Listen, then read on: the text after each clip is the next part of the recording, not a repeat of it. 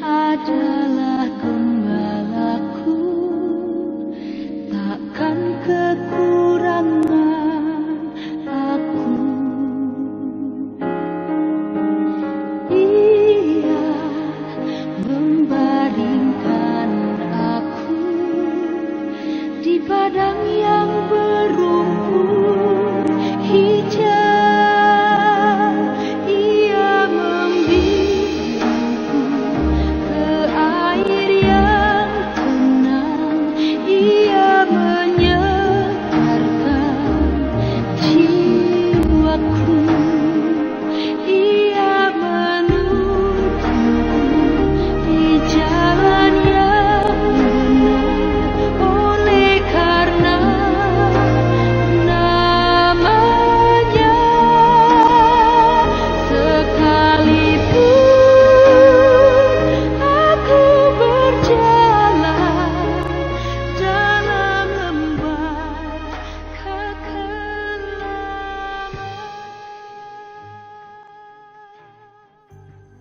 Shalom, kekasih Kristus.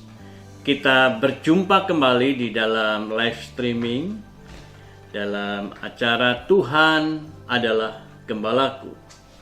Sebelum kita diberkati melalui kebenaran firman Tuhan, kita akan berdoa dulu ya. Mari kita tunduk kepala. Kami mengasihi-Mu Tuhan, oleh sebab itu kami mau duduk tenang, kami membuka telinga kami, hati kami, pikiran kami, untuk kebenaran firman Tuhan, agar kami boleh diberkati Tuhan. Urapi hamba-Mu, urapi kami semua yang mendengar pada kesempatan ini, agar kami boleh mendapatkan kemenangan dari Tuhan. Dalam nama Yesus kami berdoa. Amin. Shalom, kekasih Kristus. Kita berjumpa kembali di dalam program Tuhan adalah Gembalaku. Pada kesempatan saat ini kita akan mendengarkan kebenaran firman Tuhan yang akan saya sampaikan mengenai gambar diri. Saudara yang Tuhan kasihi, ada banyak orang yang melihat bahwa diri kita ini terlalu kecil, terlalu sepele, bahkan terlalu hina. Dibandingkan dengan orang-orang di luar sana, kita terkadang merasa minder dan kita merasa tidak ada harganya. Apakah benar Tuhan itu menciptakan kita itu seperti itu? Pemikiran kita yang kerap kali keluar di dalam diri kita, terkadang kita berbicara seperti itu. Bahasa kita di dalam tutur kata kita selalu negatif mengenai diri kita. Terkadang kita bercermin di dalam cermin. Saya rasa semua orang akan bercermin di dalam sehari-hari, baik itu pagi, siang maupun malam. Orang suka bercermin, terutama wanita. Wanita berapa jam hidupnya selalu ada di cermin. Tetapi gak kurang banyak juga. Laki-laki pun sekarang sudah mulai bersolek, bercermin juga, saudara. Nah, saya berkata bahwa ada banyak wanita maupun pria bercermin di dalam cermin yang ada di depan kita. Terkadang kita menilai diri kita sendiri agak kurang. Gambar diri kita lemah. Contohnya, saudara, pada waktu kita bercermin, kita melihat, waduh, mata saya terlalu sipit. Saya kurang belalak, matanya kurang lebar dibandingkan kawan saya. Coba saya kalau mata saya agak lebar, saya akan kelihatan lebih cantik, saya akan kelihatan diri kita akan lebih gagah, bahkan lebih tampang dibandingkan kawan-kawan kita. Bukan hanya mata saja yang dinilai, terkadang hidung pun kita nilai. Wah, hidung saya terlalu pesek, masuk ke dalam. Sehingga saya kalau tampil di muka saya kurang, wibawa saya kurang. Karena hidung saya terlalu masuk ke dalam. Maka ada banyak orang menambah bayang-bayang hidung supaya kelihatan hidungnya mancung.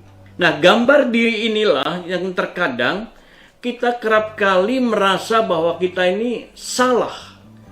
untuk menilai diri kita salah.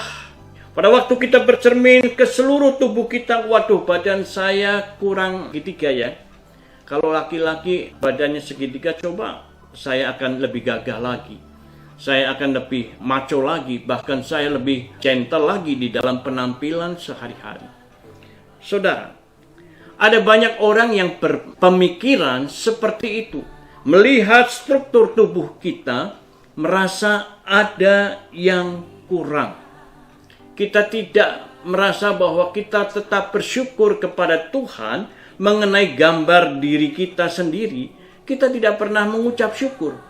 Apa yang ada di dalam kehidupan kita, kita merasa kurang. Maka saudara yang Tuhan kasihi, pada waktu kita melihat diri kita ini ada banyak sekali kekurangan, itu yang timbul di dalam kehidupan kita adalah suatu penolakan. Kan repot kalau seandainya orang itu menolak dirinya sendiri.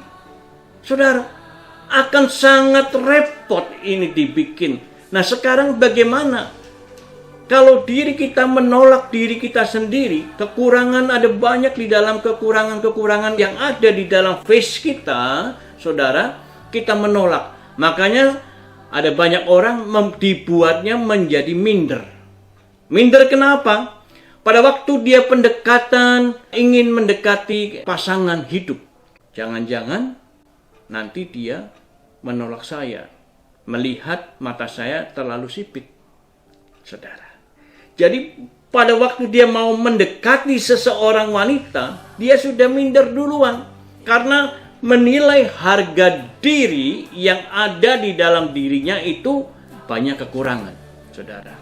Makanya yang timbul di dalam kehidupannya pada waktu dia melakukan sesuatu yang seharusnya baik, selalu ada banyak kegagalan demi kegagalan yang dia lalui. Baik itu di dalam memilih pasangan hidup, beberapa kali dia gagal. Kenapa? Bukan karena pasangannya itu tidak suka, tetapi dia minder. Dan akhirnya pada waktu minder, dia timbul penampilan yang tidak baik, sehingga pasangannya pun menilai, waduh, saya kayaknya nggak pas dengan dia. Karena pola pikirnya pun berbeda. Makanya kalau kita lihat, ambil contoh, saudara. Di perusahaan-perusahaan besar, di perusahaan-perusahaan raksasa, dia berani sponsor, dia berani bayar brand image yang baik tentang produk dia, tentang apa yang dihasilkan oleh dia, saudara. Dia berani keluar harga yang harus dibayar, mungkin bermiliar-miliar, bahkan sangat besar. Supaya apa? Supaya masyarakat yang mendengar, yang melihat tentang brand produk yang dia luncurkan, saudara, itu masuk di dalam otak manusia. Banyak orang itu, waduh, hebat, produknya hebat, dahsyat. Walaupun mungkin mutunya tidak sedahsyat yang dia promosikan, tetapi dia berani promosikan supaya image banyak orang itu tentang produk mereka bagus. Makanya brand image itu diciptakan banyak orang-orang pintar, saudara. Supaya apa? Mendongkrak demand, mendongkrak segala reputasi produk dia, sehingga orang menyanjung tinggi dan mengalahkan produk-produk yang lain yang seharusnya produk itu sama. Gara-gara nama mereka sudah ngetop, hebat, dikenal, makanya dia harganya melambung tinggi. Oleh sebab itu, saudara yang Tuhan kasihi, pada kesempatan yang baik ini, mari kita menciptakan brand image yang baik, terutama terhadap segala sesuatu keluarga kita, di dalam kehidupan kita. Ya saudara, ada banyak image yang diciptakan di luar sana, saudara. Saya melihat ada banyak orang yang suka mengompor-ngomporin suatu situasi yang tidak baik.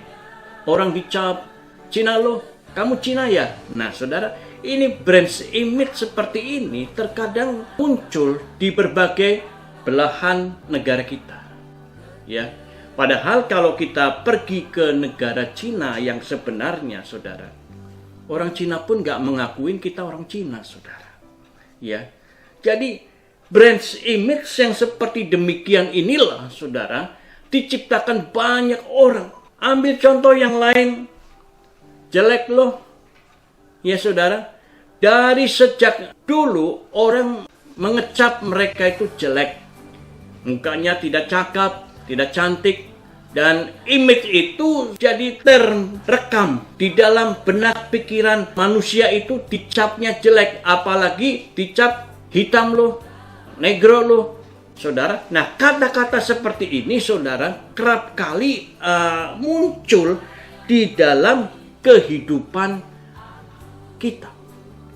Kita kerap kali menciptakan image yang seperti ini, saudara.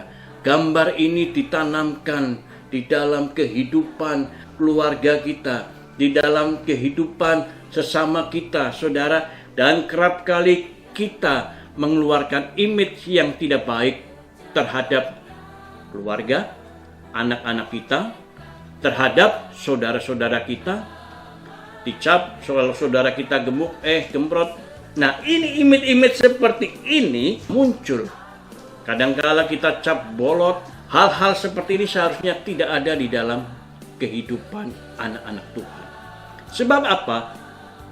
Sebab image ini akan terekam, akan masuk di dalam sanubari hati anak-anak kita, dan itu mempunyai bobot yang benar-benar, saudara. Bobot itu tidak bisa disingkirkan kembali. Apalagi kalau saja gambar diri ini, image ini yang menciptakan adalah orang tuanya sendiri, saudara. Papa, mama, ataupun saudara-saudaranya, kakak-kakaknya, terhadap adiknya, saudara. Dan ini sangat membekas dan akan berpengaruh di dalam kehidupan orang tersebut, saudara. Ayo, sadar atau tidak sadar, sebagai orang tua, kadangkala mulutnya keluar kata-kata kebun binatang, monyet, babi, dan lain sebagainya, keluar. Nah, kalau anak kita itu monyet atau babi, orang tuanya apa, saudara? Iya kan? Kita bisa bertanya, saudara. Kembali lagi kepada kehidupan kita, saudara. Image itu punya nilai tersendiri di dalam kehidupan anak-anak yang dicap sebagai gambar diri yang salah itu. Saudara yang Tuhan kasih, ke depan akan tercap di pikiran orang tersebut, saudara. Gambar diri yang tidak baik itu ada pada saya. Gambar diri itu melekat terus di dalam kehidupan saya, saudara.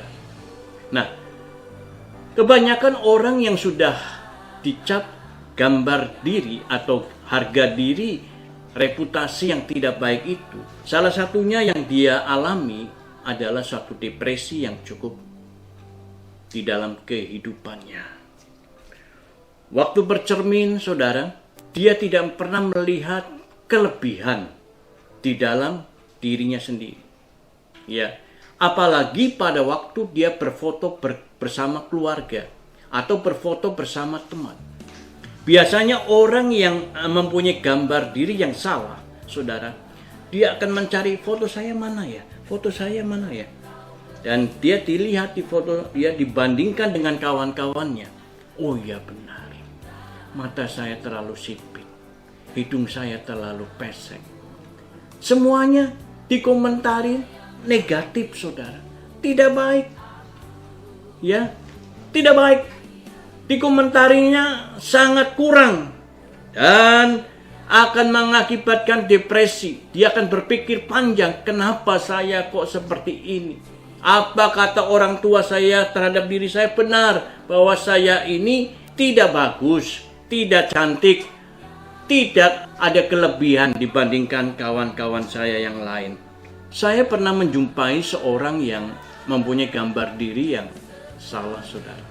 Pada waktu dia berolahraga, bermain basket. Apa yang terjadi, saudara? Kami pernah bersama-sama pada waktu muda. Dia mengganti kaos karena kaosnya sudah basah. Kami berganti.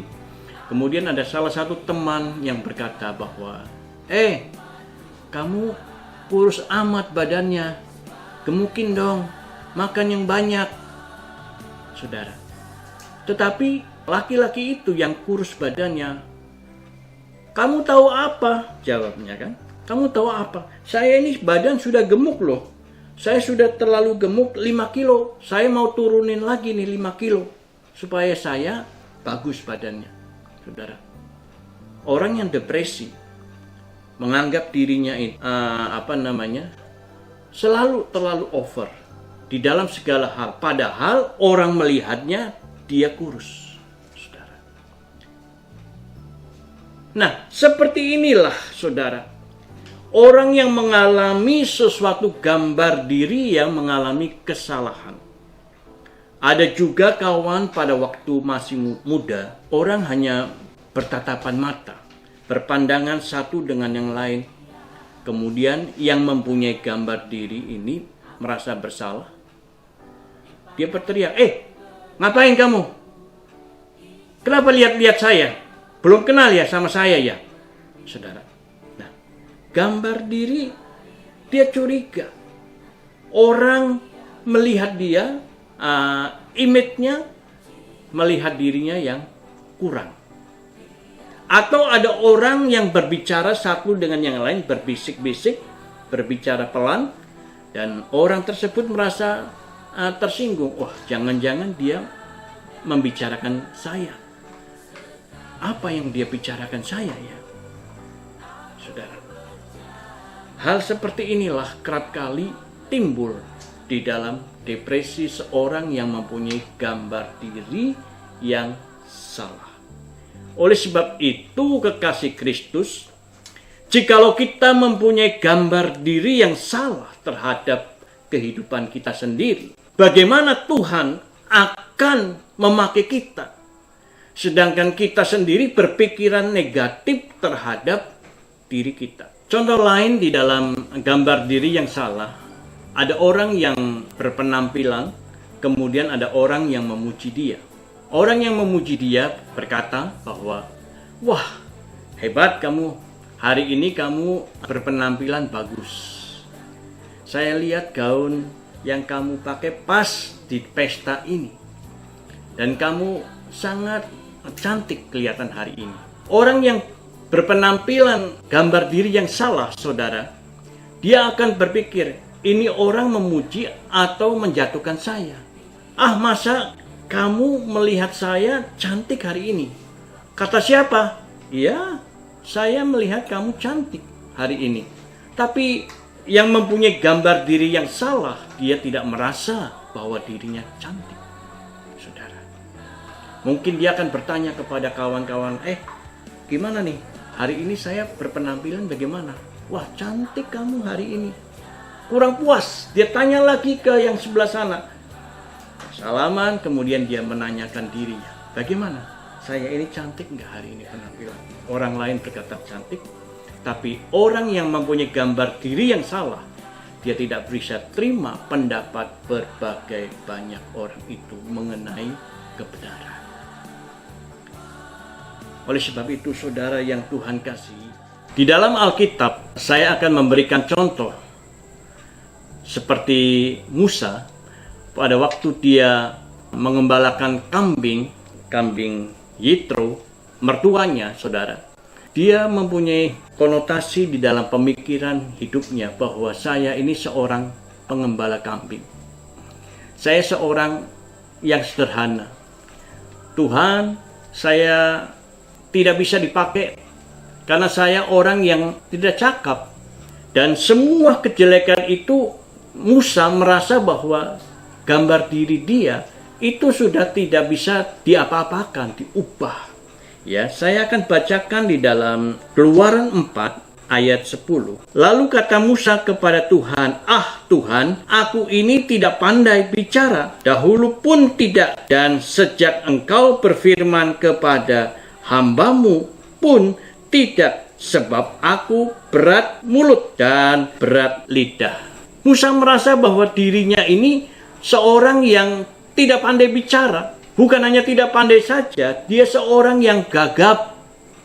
Dia seorang yang berpatah-patah di dalam perkataannya, saudara. Karena kondisi dia dari orang yang sangat sederhana, pengembala kambing, ya. Dia orang yang boleh dikategorikan sebagai budak, bahkan dia gagap, saudara. Bagaimana Allah akan memakai dia?